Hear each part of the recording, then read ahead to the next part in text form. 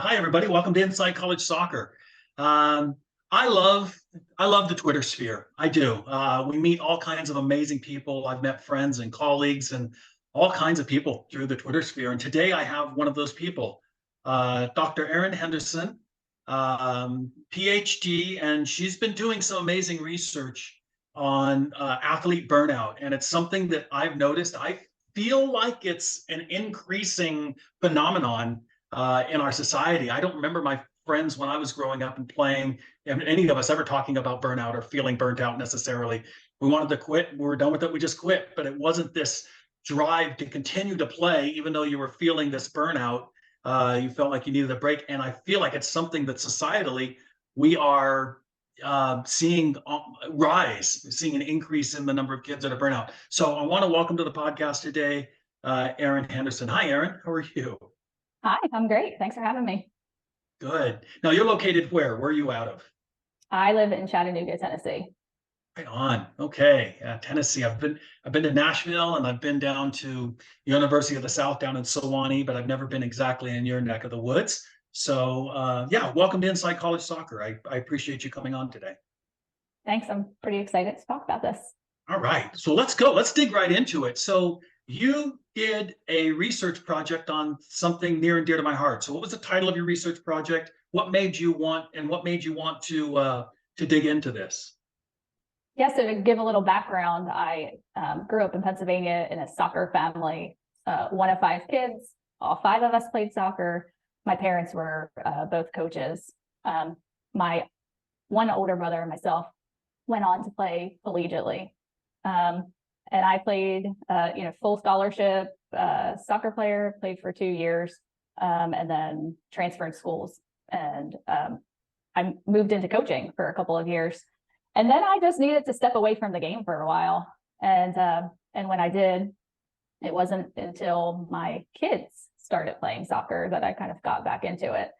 So, fast forward a lifetime of a career, climbing the corporate ladder and, doing those things, not anywhere in the sports area. I had always really wanted to pursue my doctorate degree. And, you have to spend 4 years essentially studying a topic that could possibly be of interest to you. And as I got into it, I knew I wanted to explore burnout. Just professionally, I've seen that it seems to impact women more so than men, which made me wonder why. I think at some point in your career, you start to think about where's my legacy going to be? What are the types of things I can have a lasting impact on? And I have teenage daughters, and I watched the sideline culture. I watched their coaches. I watched the team interactions. And so it made me want to really focus in on what's affecting their mental health. What could I possibly do as a parent or researcher to make sure that they continue to love and grow in the games that they both play? And so I pursued my PhD and studied burnout in female athletes. Specifically, my population was former college soccer players that played at the Division I and II level. I initially started down the path of all team sport athletes, but the university really wanted me to hone in on one sport. So I went back to what I know, which is soccer. Makes sense. And so I specifically looked at two things. I looked at just their overall athlete burnout experiences, what caused it. And then I also really focused on how athlete leaders could prevent it. What influence do the athlete leaders on a team have on people who have experienced burnout? Erin, I can't tell you how many kids that I've approached on the female side specifically, and studs, absolute studs on the field, and I would approach them. So what are your plans? Do you want to play college soccer? No, I think I'm just going to go to ABC, and I think I'm done playing. And me being a man, feeling the way I felt as a player, it's like, why would you do that? You're wasting all of this talent. But they were just done. They were just done. Mm-hmm. And you're right. And your observations, anecdotally, I can tell you, are spot on. That it happens in female athletes more than in male athletes. In fact, on the guys, it's the opposite. Even if they're no good, they still think they're good, and they still think they want to play, and they still think they can make it. And on the female side, there's a lot of very talented young women that are giving up the game. So what do you think is driving this? I think there's a wide range of factors. It's so individualistic. You know, on one hand, you have women who tend to be perfectionists. And there's a fair amount of research that shows that, you know, perfectionism can put you at risk for things like burnout. So I think that's a piece of it. But part of what I was really surprised about during some of the interviews that I conducted were the number of people who touched on differing expectations that their coaches or administration had for them that were very different from their male peers, and added this extra pressure and stress and anxiety, you know, along the way. And so, you know, hearing things like, my coach expects me to have a 3.6 or, you know, 3.75 GPA, but I look over at the men's team or the men and they're taking easier classes and their coach doesn't care, you know, as long as they're eligible, that's fine. And so you have these this increased pressure to perform that seems to impact women, you know, to a greater extent than their male peers. And women are observing that too, which doesn't make it any better. Yeah, it's interesting. You know, during my coaching career, I coached for 9 of my 22 years. I coached male college team at the same time that I coached a female college team. So I have a hard time relating to the coach who says, guys, your classes aren't that important. I just need you to play, because I never felt that way about any of it, because I've always been the person that said, if you're going to do anything, give it your all, whatever it is, right? Take the right classes, do the very best you can. I mean, my expectations were high on male and female, but I can absolutely see programs out there that have the attitudes that you're talking about. Those programs do exist.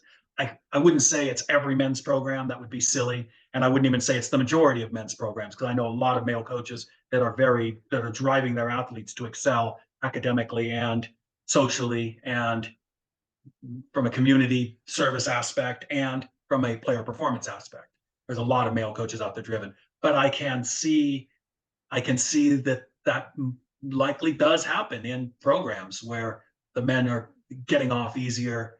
And I think part of it, Erin, might be because there is truly a surplus of male soccer players that are trying to come into the system, and there was a shortage of top-notch female soccer players trying to come into the system. So maybe the coaches are looking at the male player as more disposable.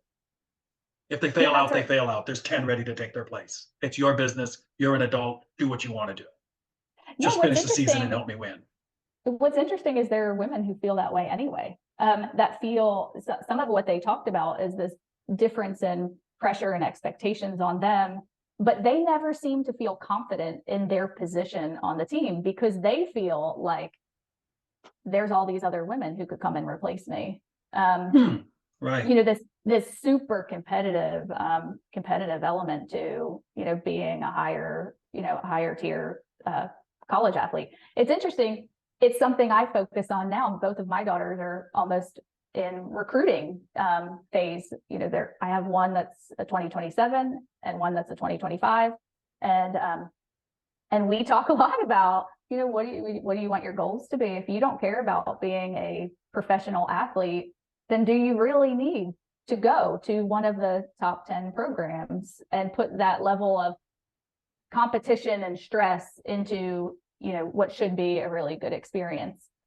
I'll tell you, Don, I'll be really interested to see how things change now that there are more professional opportunities for women. Some of the women I talked about how they were doing all of these things, and there was a definitive end period, because there, you know, the NWSL wasn't what it is today, or what it's becoming. And so, you know, I'm being pushed to get a 3.7. I'm not being able to take on any type of social life. I'm missing out on the normal college experience. And at some point, it's for what? You know, their athletic career has a very well-defined end date.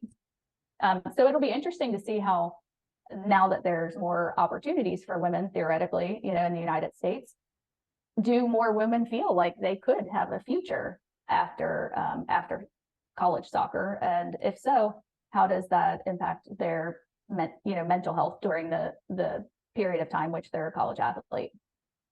No, it's an interesting question, and absolutely there have been worldwide increased opportunities that weren't there 10 years ago for women. We talk about what's next, and when we talk about professional, I coached professionally for a short period of time, and a professional athlete to me is one that can pay all of their expenses for living and have money left over at the end of the day. And that, of all of the professional athletes in the world, that is a very small percentage that can do that. Most professional athletes are on 400 a month, 600 a month, 800 a month, 1,000 a month. They can't even cover their own expenses, and professionalism means another form of pay to play.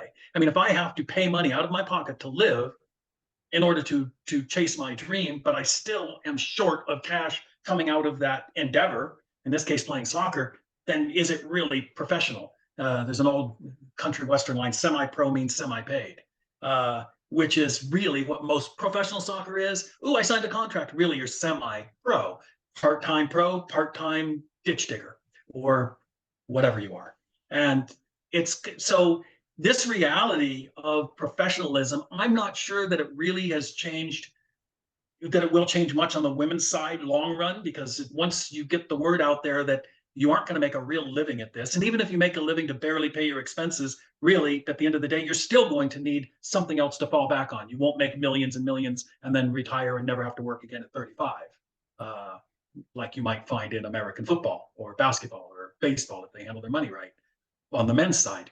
But on the women's side, and for the most part on the soccer side, or most men, professionalism really doesn't exist. But it does give additional, you're right, it gives an additional step that they might be able to take past college for the 1%, 2% of the kids that are good enough to go make some sort of a living at it. Yeah, you're absolutely right. What do you think is happening through your research, Erin? What do you think, what role do you think youth coaches and youth parents are playing? I know your focus was on the college side, but I am of a theory that burnout begins before college. We see almost 50% of the girls and 60% of the guys enter the transfer portal and then never leave. And what I'm thinking in my own head may be going on, and I don't know if your research can back up this thought that I have, is that kids are just kind of done playing even at high school, but they don't know how to tell their parents because they see the massive time, effort, energy, financial investment that's been made in them for the last 10 years, and all the travel and all of the conversations that we're doing this because you're going to play college soccer and this pathway is necessary to play college soccer. Well, if I was a kid who loved my parents, I might not be able to tell them this isn't what I want. Thinking in my own head, I can't make them think that this whole investment was a waste of their time, effort, and energy. I owe my parents. I owe it to them to play in college. Then once they get into college, gosh, the transfer, I'm not starting. I'm a freshman. I never got to play. I'll enter the transfer portal. And then that school doesn't fit me. And that school doesn't fit me. And that school doesn't fit me. You know what? I'm just done playing. And I've even noticed that with kids selecting colleges. They make their list so high and so picky, and the check boxes so few. And if it doesn't match all those check boxes exactly, then they just say, well, I couldn't find my fit. I couldn't. So I'm just going to go to my dream school, and I got in, and I'm just going to go to school and play. So I know that's a bit of a long rambling question for you, but I'm wondering if your research has found and backed up any of those thoughts that I have. So you just covered a lot of topics, and certainly some of them are things that I have absolutely posted about, and some of them, my research kind of looks at. Let me just start first by defining what is burnout, because it's a concept that really started in the healthcare industry in the 1980s, and then in the early 2000s it moved into they started looking at what is burnout in different contexts, and so it's only been since about 2000 or so that we even have a definition. So it's really marked by three things. And for athletes, it's sustained emotional and physical exhaustion, a reduced sense of personal accomplishment, and sports evaluation. So those are fancy terms in some ways, but really what it means is athlete burnout can look like somebody is physically and mentally exhausted for a sustained period of time. They start to view their accomplishments and successes as insignificant, and or they start to they stop thinking about their athletic journey. They start to devalue it. It becomes less important to them over time. You don't have to necessarily have all three of those components to be considered burned out.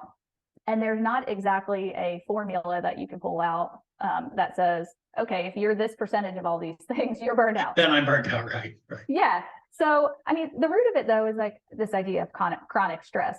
And so as you mentioned, I did not specifically look at the adolescent piece, but actually that's where a lot of my homework building up to my study, where it started.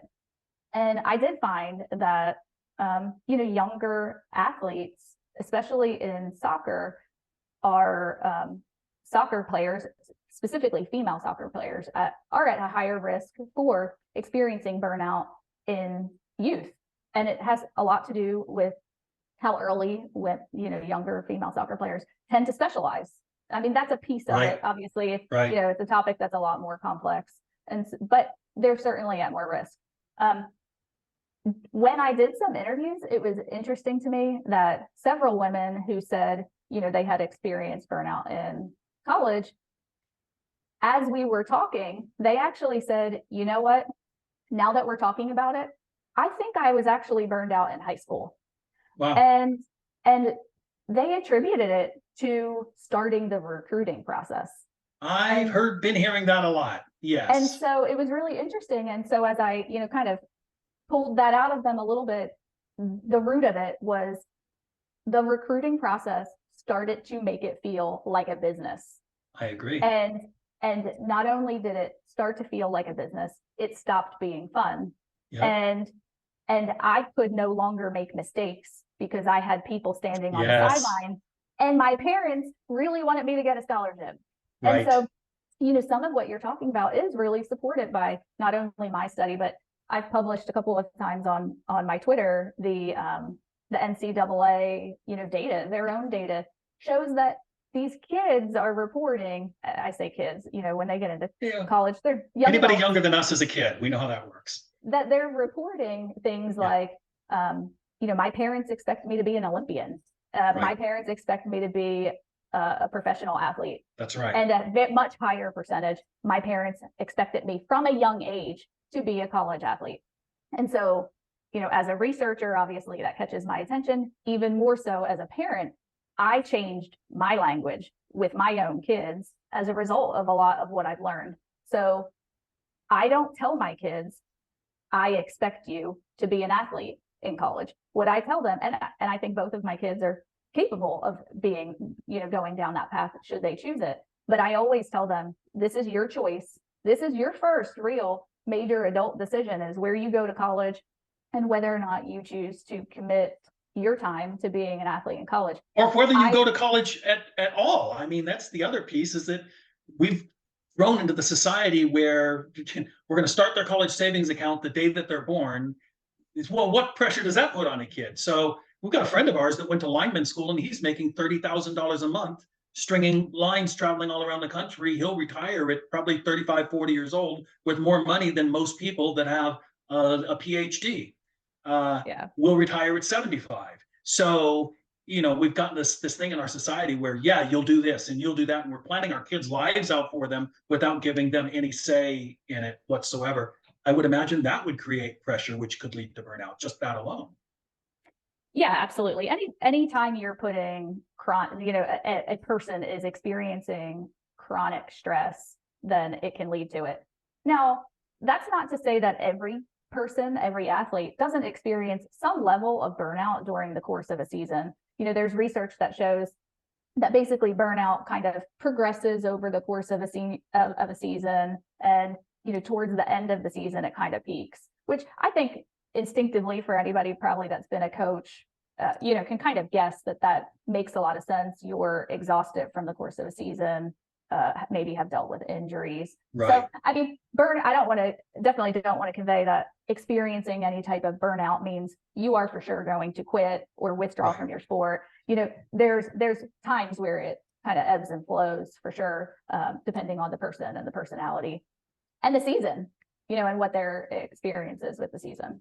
Well, that's normal, right? I mean, even if we're working in an accounting firm and we love our jobs and we always dreamed of being an accountant and we're doing it, you still need a vacation. You still feel that stress build up and you feel burnt out for a short period of time. So I can completely, I think what you're saying makes complete sense to most people that would be listening to this. Yeah. And it doesn't mean you're necessarily going to be quitting, but chronic burnout syndrome, if we're, I don't know what we would term it, but that feeling where it's arising more frequently and lasting for longer periods of time, can certainly lead to athletes saying this isn't worth it anymore. It's not, I'm not having fun anymore. I'm not enjoying this. Yeah. And I don't have a future in this anyway. So what am I doing this for?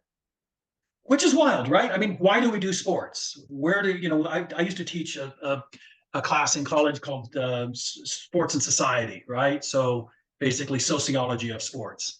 And, you know, we talk about in the Industrial Revolution, we began to have a little more leisure time. That leisure time led to activities, youth activities, sports. Little League began, you know, in the 40s, I think. And so it was meant to be fun and recreational. And now we've turned it into a job for, well, heck, I see 11 and 12-year-olds promoting themselves. I highly suspect it's their parents promoting them, but promoting themselves, it's become a job at 10, 11, 12 years old to build your brand, right? And if you don't build your brand, you're not playing in college, so you better get to work. You're behind at 10 years old. You're behind at 12, which is insanity to me, complete insanity. And we're setting them up for I've seen a lot of people, I'm sure you've heard it and seen it. You know, a 6-year-old has a good game, you know, runs back and forth on the field and scores 10 goals, and they're getting told you're D1. And so, you know, what if they're not D1? What if they're a Division II player? What if they choose to go to a Division III school? Are they a failure? You know, should they feel like that's not a significant accomplishment? I had my daughter say something like that to me one day. So-and-so said, I'm going D1. And I said, you're going to go to whatever school is a great fit for you based on the goals you want to accomplish.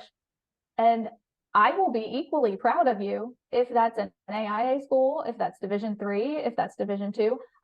Let's not focus on that. It's all a good accomplishment. And I think sometimes parents want to be able to post, my kid went D1. Well, you're kind of setting that kid up for, if they don't go D1, they're a failure, you know, in your eyes, and right. Or in, you know, in the academic, I mean, in the athletic community.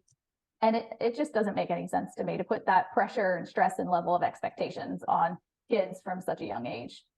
Well, yeah, and honestly, it drives me crazy because when people say you are D1 on the women's side, I've used the number 9, it's broken it down, but I think there's 9 different levels of Division I. There is everything from North Carolina down to whoever the 0-win for 5 years in a row, worst ranked program in the country that probably can't beat your local high school team that operates under the Division I rules. Division I is simply a set of rules in which a school chooses to organize themselves under, because there is no promotion and relegation. You know, you can't be the best Division III team in the country for 10 years in a row, and now you are competing with North Carolina. It doesn't work that way. And so it's always silly when people say you're a D1 athlete. It's like, especially on the women's side, it's like, yeah, you probably are. You probably could go play for the worst Division I school in the country that hasn't won a game in the last 10 years. They are probably correct. And then players go, but I don't want to go to that school. Well, because it's not the right fit for you, right? That's what you're looking at. And you're so spot on, Erin, was saying, just put all the labels aside for 30 seconds and just find the school that's the right fit and then figure out what label it is. It's so crazy that we put this much pressure on our kids. So what do you think parents, let's start with parents. What are some recommendations that you can give to parents? Because I think it's mostly parents that listen to our website. Sometimes they listen to it in the car with their kids, but I think it's mostly parents that listen to our podcast, sorry. What are some recommendations that you have for parents to reduce the risk of burnout in their kids and to help their kids enjoy the game more? I think so. A couple of things. One is it is important for them to have an identity outside of just being an athlete. So I think our inclination as we're trying to keep up with the sports Joneses, if you will, is Yep. to schedule them and make sure they're training and, individual training, team training, athletic conditioning, they're doing all of the things, but we don't leave time for fun, which is ultimately, even at the highest levels, why people want to play sports. And so resisting that urge to feel like, oh, so-and-so's training today, I need to make sure that my kid's training. That's important, because they have to have an identity outside of being an athlete. And so, I think of it this way. If my child had a career-ending injury, a car accident that you don't know tomorrow, would they feel like they're still a person after that? And when your entire identity is wrapped up in just your athletic capabilities, that's putting them at some risk for these types of issues. So when I talk to my kids, based on my years as a researcher, it's, you are a person who is talented as an athlete. I don't say you're an athlete, because they're many things. So it's acknowledging the other parts of their personality. That's a big thing, I think, that can help with making sure that even if they have an issue where they're not playing as much as they would like to, they're not getting as much playing time, they're not putting the entire weight of their personality and self-confidence in the number of minutes that they get. So that's a big thing. I think giving them, the opportunity to try different sports and play different sports is definitely important. I think I've seen that you've, commented sometimes about things like early specialization. It definitely, puts girls at risk. And then I think just the amount of pressure, making sure that the amount of pressure we put on them is appropriate. There's a lot of things parents can do. I posted kind of the 6 things I think that I do differently based on what I've learned as a parent and researcher. And certainly I'm not always the perfect sports parent, but I definitely changed how I parent my kids based on my years as a researcher. Yeah, that's brilliant. Yeah, no, my wife and our son at 10 years old announced he was going to go play in England. And of course, I internally rolled my eyes. I didn't externally do it. I'm not a monster, but it's like, I knew how hard it was. And my wife and I began to become concerned at about 14. What happens if he doesn't make it? And we developed a phrase for the next 4 years: soccer is something you do, it's not who you are. Yeah, that's exactly right. I put no pressure on my kids to be a college athlete. My discussion with them is, you have to be active in something through high school. After that, if you choose not to be an athlete and you go to college, you're getting a job. But I always tell my kids, I had my time. I was the star high school athlete, a banner in my high school for scoring 105 goals and, 2-time MVP of the Philadelphia Catholic League. And I went to college. I did my part. Now it's your turn, it's your decision. And I always say, if you choose to be a college athlete, here's the work ethic you need to have. You can't have UNC goals, but, a rec league work ethic. But you can go to college if you want. We are prepared to support you in that. And, but I don't care. You're not hurting my feelings if you tell me one day, because I love that. I always come back to my why. Why do I want my kids to play sports? And it's hard. I think you put parents on a sideline, and a lot of times, we're people who grew up playing sports. We're competitive. We're probably still competitive to some extent. And so, but I always, in my moments where I'm like, oh, I really don't like what's going on, I come back to, why do I want my kids to play? Well, I want my kids to play sports. One, I want them to be active physically, because that's good for their mental health. I want them to have fun. I want them to learn how to navigate conflict and conversations with coaches and deal with wins and losses. And all these things that I look for in the people that work for me every day. Right. So when I'm having a moment where I'm frustrated over something as a parent, I always come back to, why do I even want my kids to play sports? And to me, that is worth every penny that I invest in it. I'm investing in them becoming, functioning members of society and hopefully leaders in an organization or entrepreneurs, that whatever path they go down. I think that's really good advice, and I would encourage every parental units, people that are taking care of kids, to ask themselves that question frequently to make sure that they're still on track with the right reasons. And if the reasons are externally motivated, well, to get a scholarship, I want them to play so that they can play in college, I want them to play so they can be a professional. By the way, those things are really not in your control at all. The coaches are in control of those decisions. So that's extremely externally motivated factors that I could see could lead to burnout if the kids realize that I've done everything right, but I'm still haven't made it. What's wrong with me? Nothing's wrong with you. It's not your decision at the end of the day. So the other side of the equation, I think that's great advice for parents, by the way, but the other side of the equation is coaches. And I know a lot of coaches listen to this podcast too, youth coaches and college coaches. So what advice do you have for college coaches to minimize the risk of athlete burnout? Recognizing, and I'm sure most college coaches do, the set of expectations and pressures and that are on, these student athletes. College NCAA data shows that, being a college athlete specifically is the equivalent of working 2 full-time jobs. And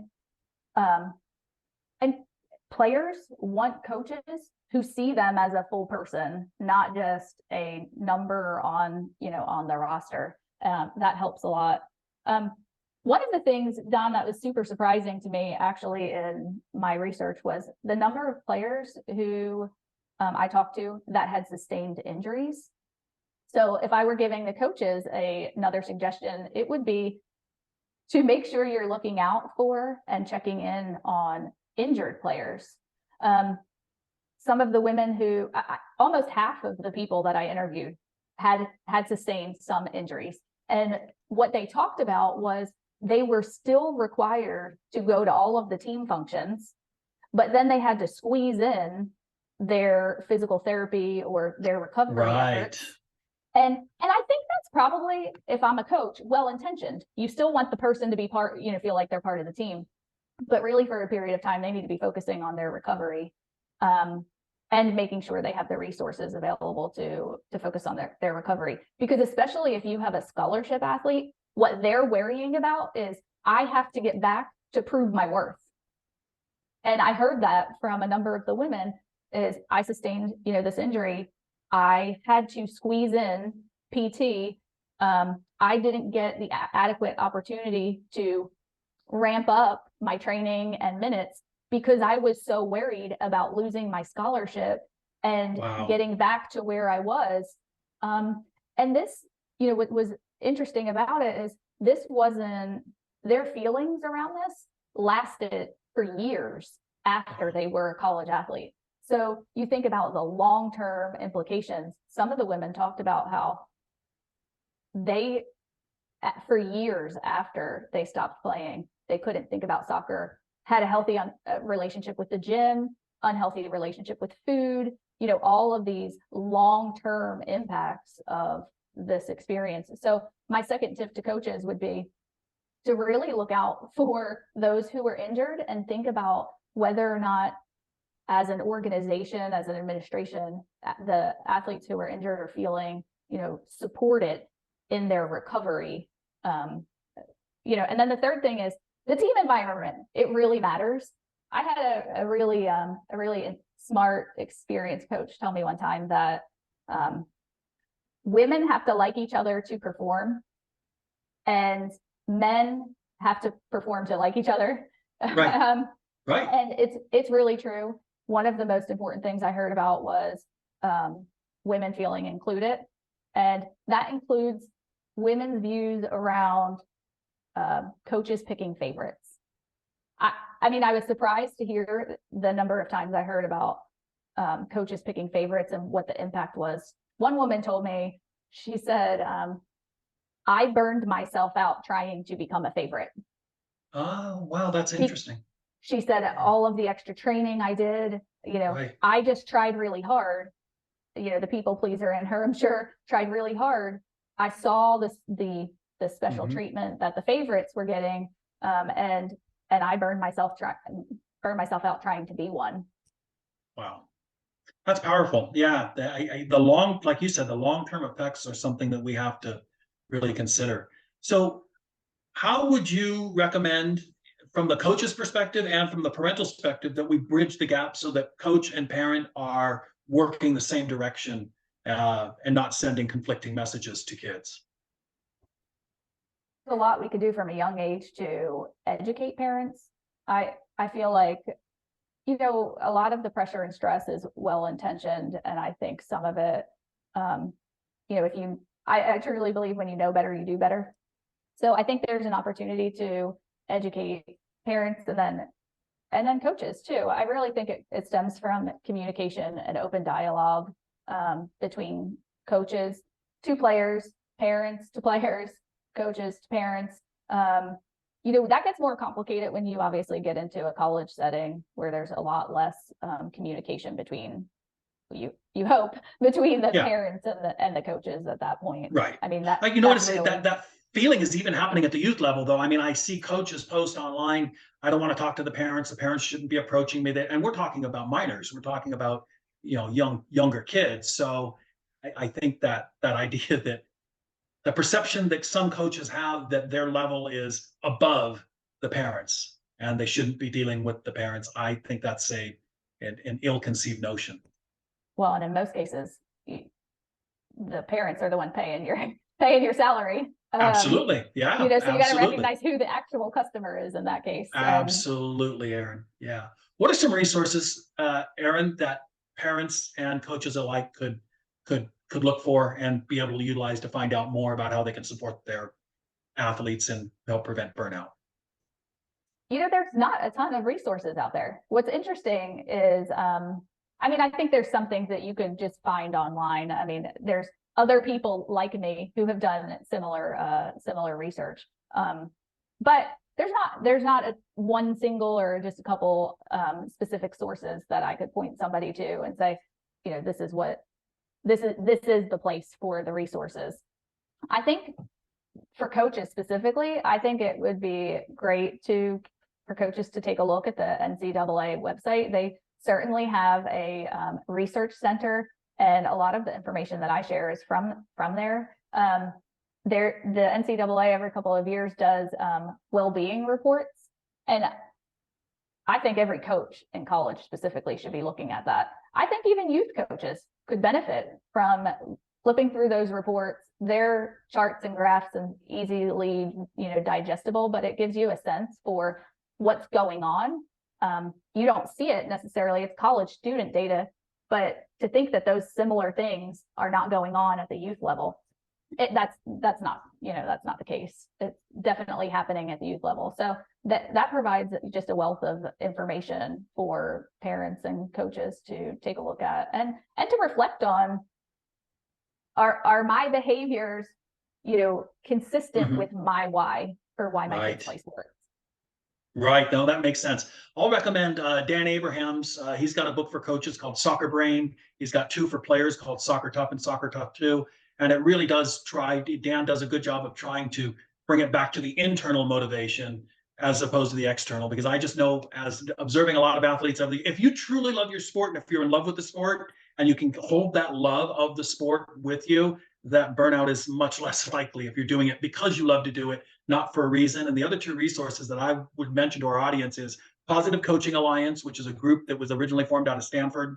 And the other one is the Reform Sports Project. Nick Bonacore has done a great job with the Reform Sports Project, and his podcasts are great. And it really is all tying together into the topic that we're talking about. And that is remembering that sports are supposed to be fun. They're supposed to be an outlet for our kids, and they're supposed to be good life lessons that are brought forward out of it. And it shouldn't necessarily be a means to an end of professional and college ball. Yeah, he's really great. I agree with you. The Reform Sports Project. I look at his content, and it's really great. I see a lot of the sports parents that I interact with repost his information. So I think he really does touch on this. I think the other thing that coaches, parents should be thinking about is, how is my kid contributing to the environment? So, the second piece of my research was around what types of leadership behaviors can support kids, not, adults, kids, college students not burning out, and which ones make it worse. And I think, if parents are talking to their kids about what does it mean to be a good teammate, what does that look like? And coaches, I was surprised by the number of college athletes who told me our leaders, the seniors, the captains, they didn't have some set of expectations. They didn't have training. And when you look at the NCAA data about why women specifically transfer, a lot of it has to do with conflict caused by teammates or coaches. And so those leaders influence the experience for everybody. And is the environment inclusive, or are there a bunch of cliques? Right. It was very telling to me that most of the women I talked to who had, experienced athlete burnout talked about some type of cliques in their environment and the impact that had, feeling left out. So, one thing parents can do is, if you don't want your kids to have a bad athletic experience, make sure you're not encouraging, that type of exclusion behaviors. And coaches the same. I love it. Well, Erin, I really appreciate you coming on there. Is there anything that you want to plug? Where can people find you?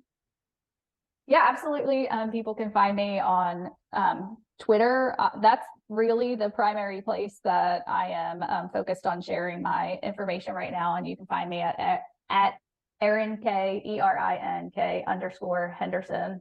And that's really the primary place that I'm sharing information at this point. Yeah, and everybody, look, she's sharing almost daily. I loved that you dug up the NCAA data. I took that and I reposted that right away. And I think parents need to look at that. And as you said, if you think, parents, that it doesn't relate to your youth, you're wrong. It absolutely carries backwards into the youth, not just forward into college. Erin, thank you for spending an hour with us and sharing your wealth of knowledge. And please, everybody, follow Erin. And she's just got fantastic information that she posts on a regular basis on the well-being of our athletes. So thank you, Erin. Thank you very much for having me.